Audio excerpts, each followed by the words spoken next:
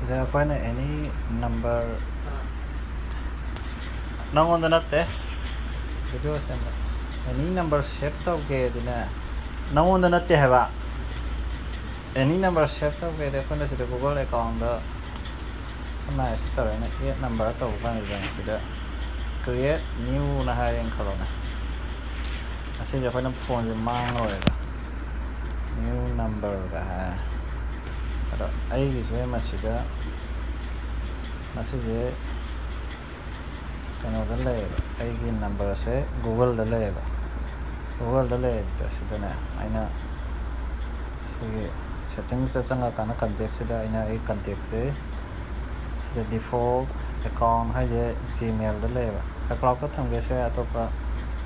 thamge se Android ke ore so Google da dum la jirani kana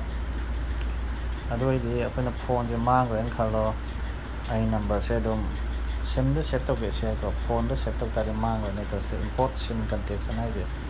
sim da chang ke sa sim ni di mai ni masing ju lai na aso contact set up ya ba ada si khoi kana ba ma khoi si contact se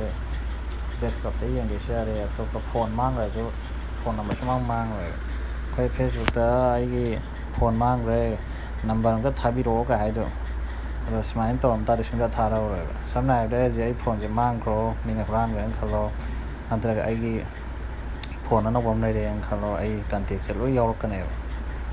ai smaina contact se da ina se Google account na Gmail ge se da send to ge bai ne ba adana any number to bote kana save to ga smain to bodum yare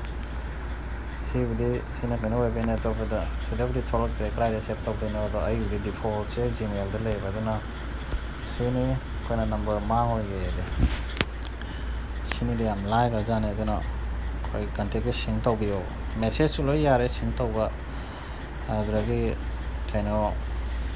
photo gina photo sigi je le na Google Photos ba app se siang kane OneDrive chu le OneDrive chu ye Facebook ta to ge share Facebook to de account mangna ba khona ba na le ko haitraga de contact ke na si were fare loislaga like share comment to slo khang mo dai jo habiro ro na bo ai khang ba hai thara ke